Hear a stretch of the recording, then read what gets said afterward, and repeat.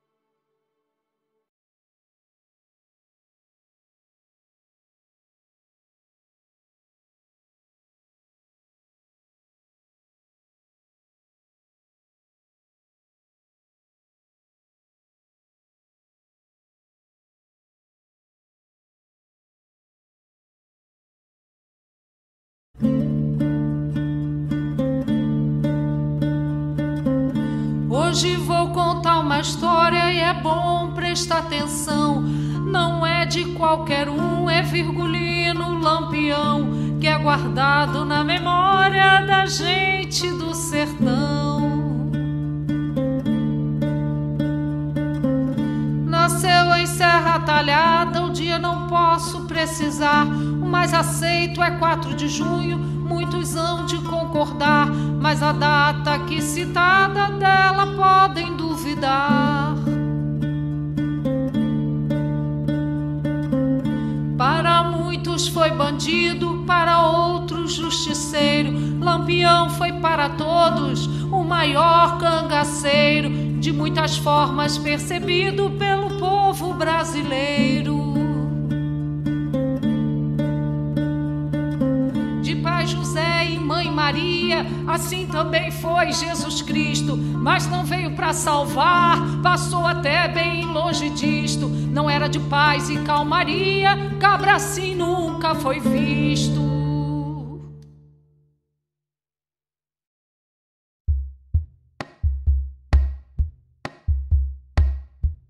Virgulino Ferreira da Silva nasceu em Serra Talhada, interior de Pernambuco. Quanto à data, não existe um consenso. Alguns historiadores acreditam que tenha sido em 7 de julho de 1897. Outros, porém, sugerem que foi pouco depois, em 4 de junho de 1898. Filho de José Ferreira dos Santos e Maria Lopes, era um rapaz de muitos talentos. Dançava, tocava sanfona, bordava. Lampião também sabia ler, escrever e fazer contas, uma raridade para aquela gente que vivia muito isolada do resto do país. Seu pai era trabalhador do campo, sustentava a família com o que produzia em sua terra. Tinha também um pequeno rebanho e fazia comércio montado em lombo de burros, percorrendo as difíceis estradas da região.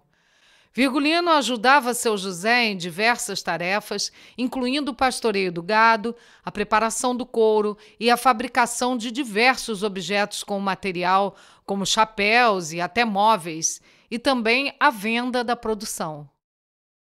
Lampião e seus irmãos meteram-se em disputas com diversas famílias. Acusações de roubo logo ganharam vulto e tornaram-se brigas e assassinatos. O primeiro caso foi com a família do vizinho Saturnino Alves de Barros. Daí em diante, como consequência, sua família precisou mudar-se algumas vezes e seu pai acabou sendo assassinado pela polícia em 1921.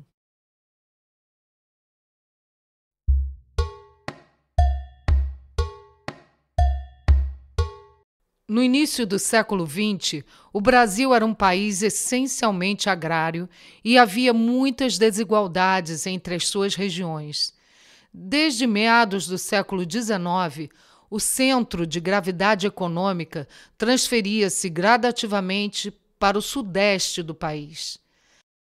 Para quem vivia no sertão nordestino, especificamente, não havia muitas opções de trabalho e as possibilidades de ascensão social eram extremamente remotas. A grande parte da população encontrava-se esmagada por muitas adversidades sociais e naturais. Havia grandes propriedades de terra, latifúndios semifeudais comandados pelos chamados coronéis, que exploravam o trabalho da gente do campo, controlavam a política e eram defendidos por tropas de jagunços. A região semiárida, conhecida como Caatinga, de natureza inclemente, sofria com secas que devastavam populações, plantações e gados. Somando-se a isto tudo, havia ainda uma fraca presença do Estado em todas as suas esferas que deixava aquela gente num quase total abandono. Os pobres trabalhadores e suas famílias eram vítimas diretas de jagunços, policiais e cangaceiros. Para esta população sertaneja, restavam poucas alternativas de sobrevivência. Migrar para trabalhar nos seringais da Amazônia, que já estavam em fase decadente, ou descer o país para trabalhar nos cafezais de São Paulo, que já recebiam uma enorme quantidade de imigrantes europeus vindos aos milhares ao país para substituírem os escravos. Para quem ficasse, havia a possibilidade de servir como jagunço a algum coronel, entrar para a polícia, seguir alguma seita religiosa ou tornar-se cangaceiro. Lampião e o seu bando exerciam um fascínio sobre os jovens da região. Muitos deles, encantados com as histórias de aventuras dos cangaceiros, retratadas em especial na literatura de cordel, optaram pela vida fora da lei, imaginando poder, conquistas e riquezas.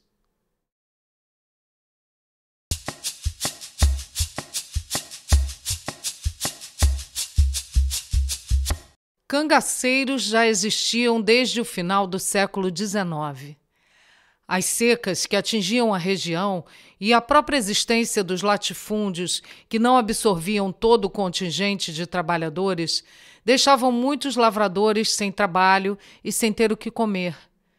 Esfomeados, acabavam promovendo assaltos a fazendas, comboios e armazéns de víveres em busca de comida. Reuniam-se em grupos que se desfaziam depois de cada ação. Assim que a situação melhorava, essas massas de miseráveis voltavam para as suas funções anteriores. Jesuíno Brilhante foi um dos primeiros cangaceiros e diferenciava-se muito dos que apareceram depois porque repartia o fruto de seus roubos por entre os pobres. Ficou conhecido como Robin Hood do sertão. O primeiro grande nome do cangaço, no entanto, foi Antônio Silvino. Nascido em 1875, atuou de 1897 até 1914, quando foi ferido e preso. A partir de 1916, foi Sebastião Pereira, o Senhor Pereira, quem fez fama como cangaceiro. Em 1919, Virgulino ingressou no bando de Senhor Pereira. Diz a lenda que seu apelido veio desta época pelo fato de atirar muito rapidamente. Eram tantos tiros disparados que o cano de sua arma parecia iluminar-se como um lampião. Em 1922, seu comandante retirou-se do cangaço e foi morar em Minas Gerais. Antes, porém, deixou para o jovem Lampião a liderança do bando. O sertão nordestino nunca mais foi o mesmo.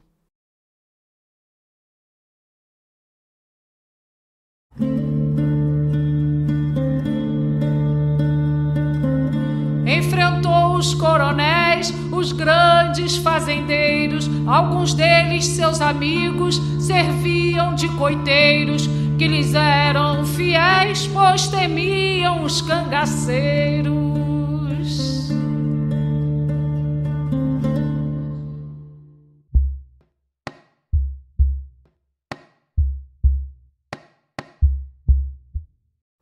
Lampião liderou cangaceiros por muito tempo, de 1922 a 1938.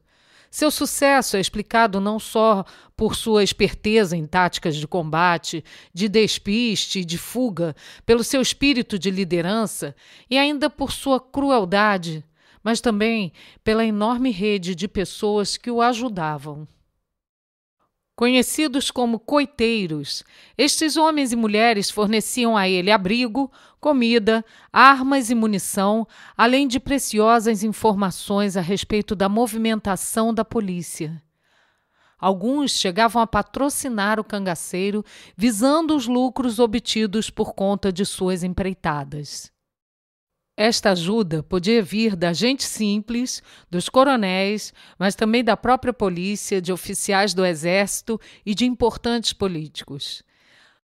No período em que mulheres integraram os bandos de cangaceiros, por exemplo, algumas deram à luz a seus filhos no abrigo das fazendas, protegidas por poderosos coronéis. Lampião era de uma família simples, de média situação, mas identificava-se muito mais com a classe dominante do que com seu povo. Não tinha nada de Robin Hood, o mítico herói inglês que roubava dos ricos para dar aos pobres. Lampião roubava de ricos e também de pobres. Arruinou famílias, matou filhos na frente dos pais, pais na frente dos filhos. Foi extremamente cruel com qualquer um que o descontentasse e tivesse a infelicidade de cair em suas mãos. Não foram poucos os exemplos de roubos, sequestros, humilhações, castrações, torturas, estupros e assassinatos praticados por Lampião e seus homens.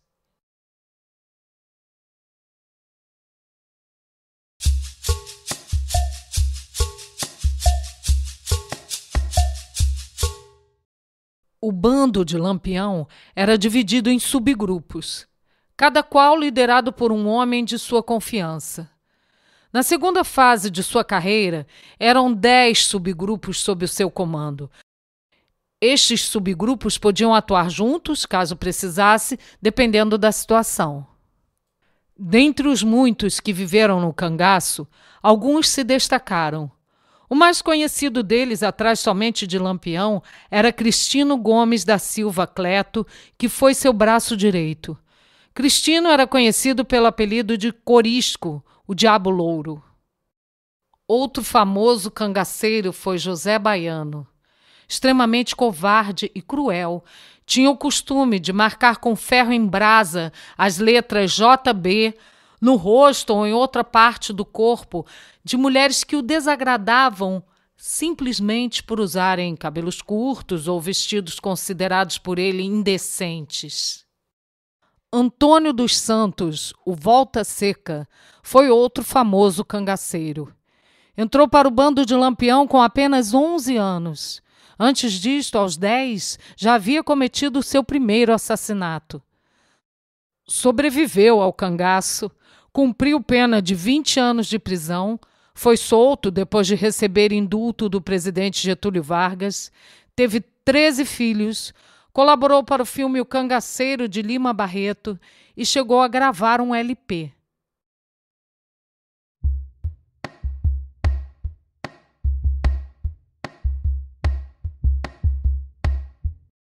Lampião tornou-se uma das mais conhecidas figuras da literatura de cordel.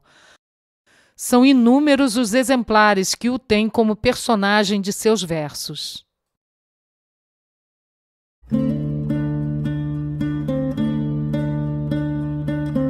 Homem de muita fé, de padinciço seguidor, em sua história construída, se opereiro antecessor, Maria Bonita, sua mulher, e Corisco, seu sucessor.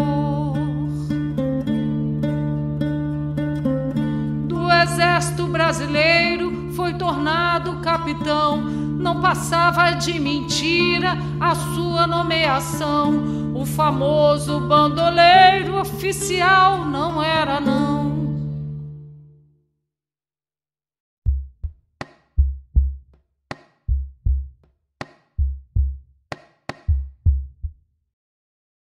O sertão nordestino era dominado por poderosas famílias que monopolizavam enormes porções de terras da região. Estes latifúndios tiveram origem nos tempos coloniais, quando o país foi repartido em capitanias hereditárias e, posteriormente, em seis-marias. O poder destes fazendeiros, senhores todo-poderosos, conhecidos como coronéis, extrapolava os limites de suas propriedades. Autoridades absolutas, estes latifundiários controlavam a política e a economia da região, que podia ser uma localidade, um município ou até mesmo um estado. Para impor a sua vontade, contavam com tropas particulares de jagunços.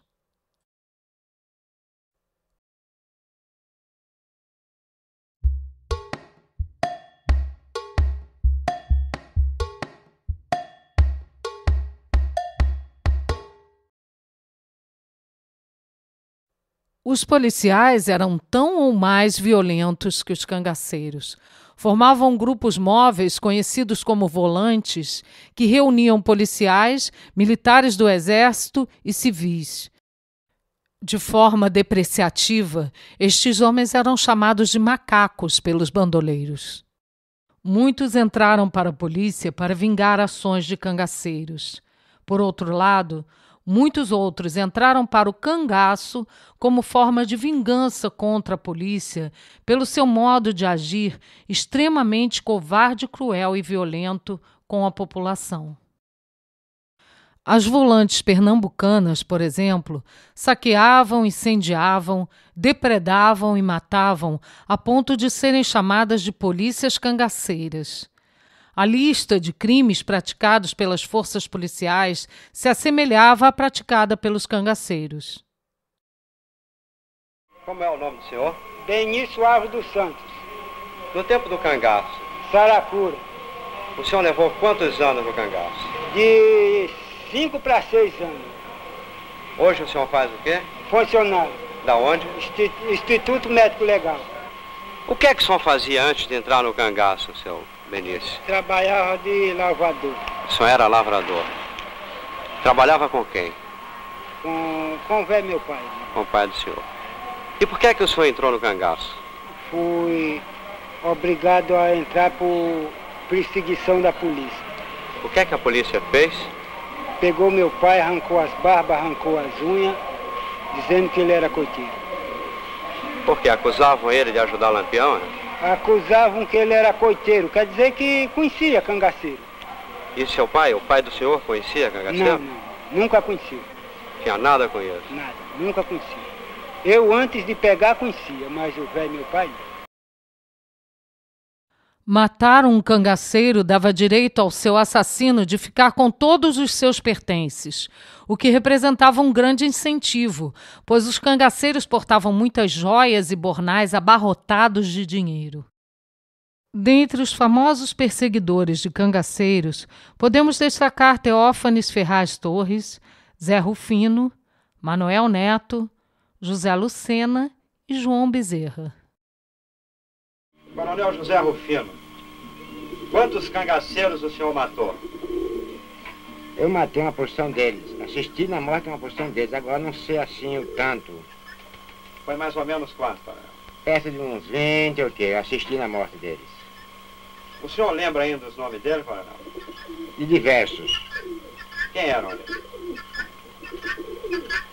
Foi Meia-Noite,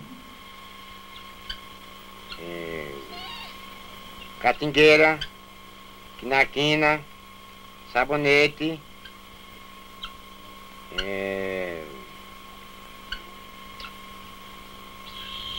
Azulão, Canjica, Zabelé, Ayadóia, Mariano, Pai Velho, Zé Pelim, Pavão,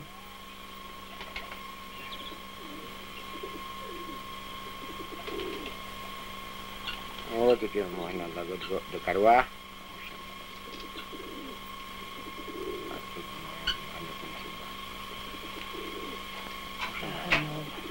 Barra Nova,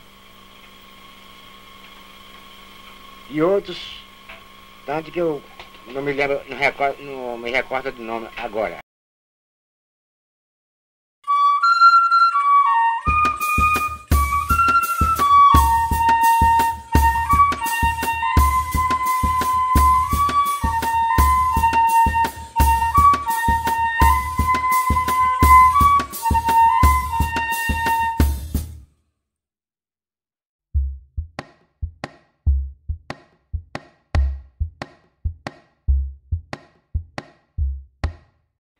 Em 1925, a Coluna Prestes iniciou a sua longa marcha de 25 mil quilômetros pelo interior do Brasil.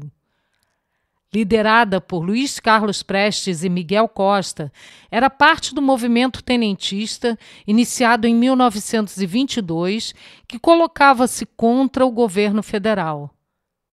Em 1926, a coluna chegou ao Nordeste. O então presidente Arthur Bernardes, alarmado com a marcha tenentista, resolveu apelar. Incitou os chefes políticos nordestinos para que convocassem mercenários para juntarem-se aos chamados batalhões patrióticos e combater os revoltosos. A Floro Bartolomeu da Costa, político no Ceará, coube a missão de convocar homens, inclusive cangaceiros, para integrarem essas forças federais. O baiano Floro Bartolomeu, radicado em Juazeiro do Norte, no Ceará, era médico, político, latifundiário e muito próximo de Padre Cícero.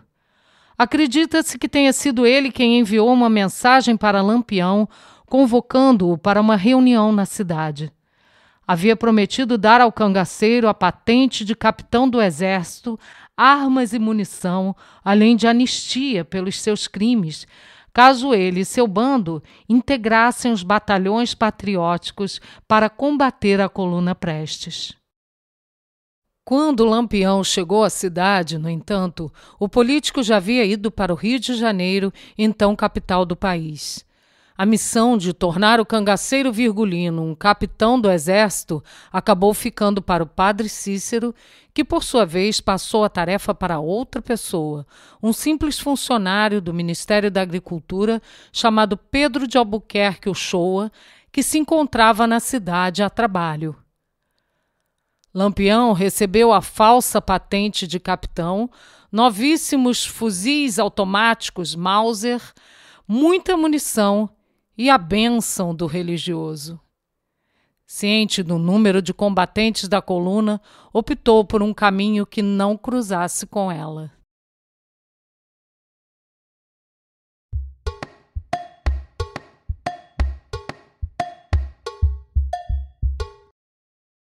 Cícero Romão Batista, mais conhecido como Padre Cícero ou Padim Padiciço, nasceu no interior do Ceará em 1844.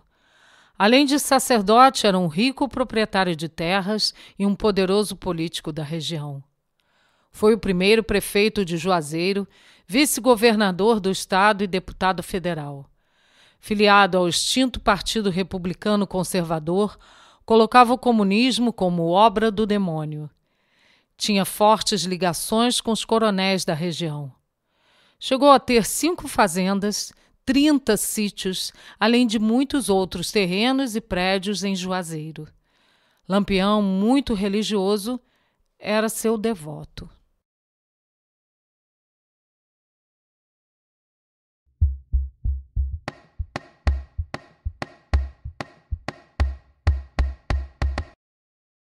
Lampião tinha fama de invencível, muito porque só enfrentava jagunços, as forças policiais ou as cidades que saqueava quando se encontrava em nítida vantagem. É atribuída a ele a frase "cidade com 2 torres de igreja não é para cangaceiro atacar", referindo-se ao perigo de assaltar as cidades maiores. Em 1927, no entanto, decidiu atacar a cidade de Mossoró, no Rio Grande do Norte, parece que incentivado e patrocinado por um fazendeiro cearense. A empreitada foi um fracasso. A população, ciente de suas intenções, se preparou para o assalto. Quando o bando chegou, foi recebido a tiros por moradores e policiais espalhados por pontos estratégicos da cidade. 5 cangaceiros morreram no ataque. Um outro foi ferido, preso e depois assassinado. O desastre dessa empresa marcou o fim da primeira fase. Foi aí que Lampião passou para o outro lado do Rio São Francisco, entrando em território baiano.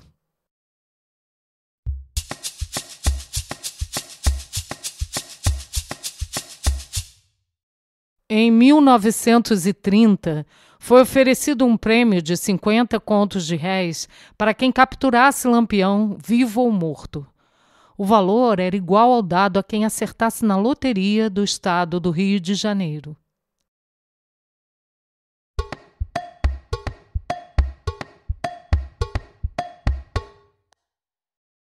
Em 1929, Lampião conheceu Maria de Déia. Maria Gomes de Oliveira nasceu em 17 de janeiro de 1910. Era filha de José Gomes de Oliveira, o Zé de Felipe, e Maria Joaquina Conceição de Oliveira, a Dona Déia. Na ocasião, era casada com José Miguel da Silva, o Zé de Neném, mas nada a impediu de abandonar o marido para seguir com o famoso cangaceiro no ano seguinte. No bando de Lampião, era chamada de Dona Maria ou Maria do Capitão. O apelido pelo qual ficou conhecida, Maria Bonita, foi dado somente após a sua morte.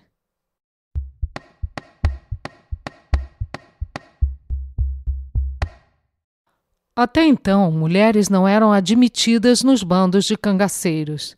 Além de Maria de Déia, outra cangaceira famosa foi Sérgia Ribeiro da Silva, conhecida como Dadá. Sequestrada quando ainda era uma menina de 12 anos, tornou-se mulher de seu sequestrador, o cangaceiro Corisco.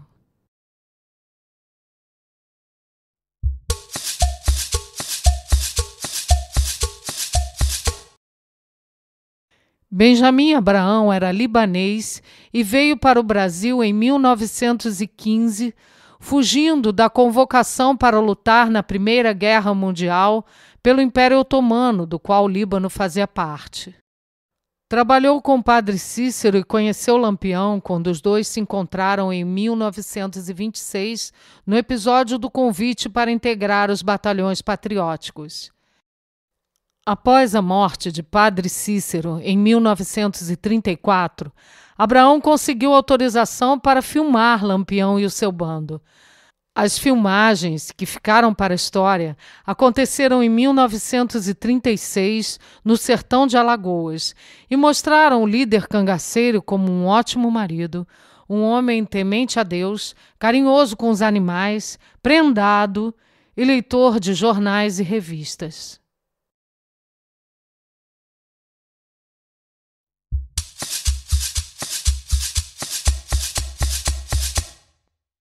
Lampião tornou-se um homem tão poderoso que chegou a pensar na criação de um estado constituído de porções de Alagoas, Sergipe, Pernambuco e Bahia, que ficaria sob seu governo. Ele enviou uma carta ao então governador de Pernambuco com a sua ousada proposta. Como resposta, conseguiu que a polícia apenas aumentasse a sua perseguição. O cangaceiro também chegou a distribuir uma espécie de passaporte sertanejo, documento que funcionaria como salvo-conduto para seus aliados.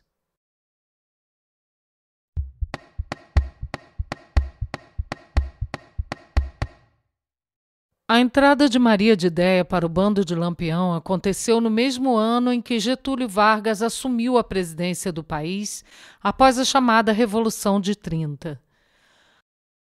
Anos mais tarde, em 1937, foi implantada a ditadura do Estado Novo.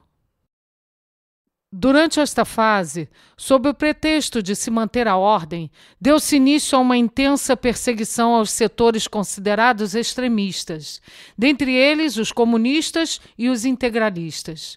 O cangaço não se alinhava nem com um lado nem com o outro, mas acabou colocado nesta mesma categoria. Getúlio delegou ao major cearense Juarez Távora a tarefa de acabar com o cangaço. Autoridades policiais dos estados nordestinos foram forçadas a perseguir os cangaceiros. Uma delas era o coronel José Lucena de Alagoas, que em 1921 matara o pai de Lampião. Lucena, por sua vez, deu a ordem ao tenente João Bezerra para que ele acabasse com o famoso cangaceiro. Bezerra, que tinha ligações com os cangaceiros e fornecia armas e munição ao bando, soube pelo coiteiro Pedro de Cândido onde Lampião e seus homens estavam acampados, na Grota do Angico, em Sergipe.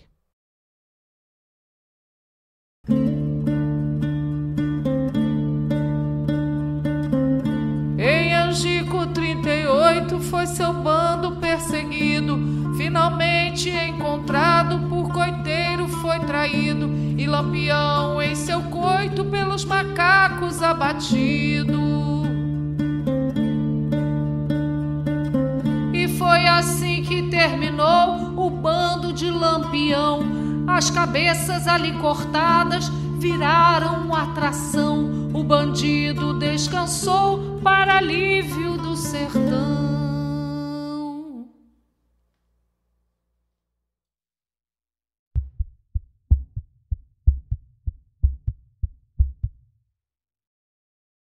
Lampião e seus homens foram traídos pelo coiteiro Pedro de Cândido, que avisou ao tenente João Bezerra a localização do bando.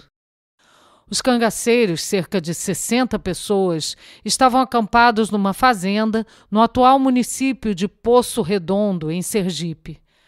A força policial de 45 soldados armados com 3 metralhadoras cercou o local e passou a noite sem ser notada.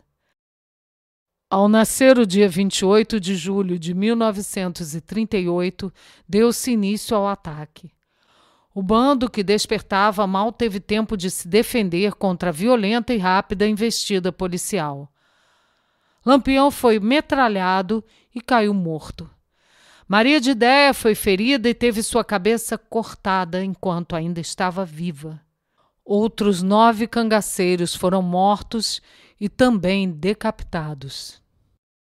Suas cabeças foram primeiramente exibidas em algumas cidades e depois viraram atração permanente de um museu na Bahia, onde ficaram até 1965, quando, a pedido dos familiares, foram finalmente sepultadas.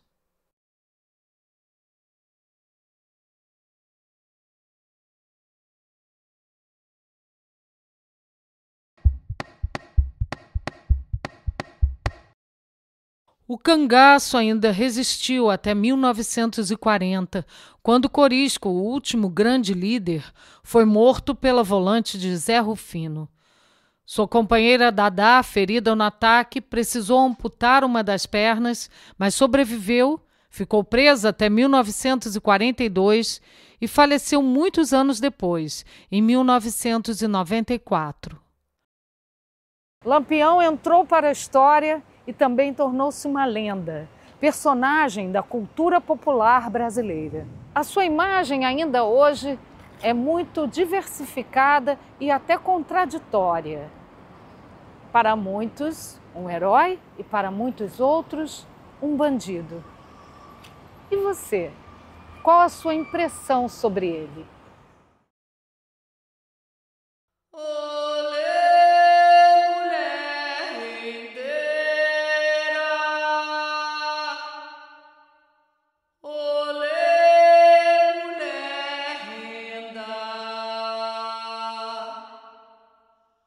Tu me ensina a fazer renda,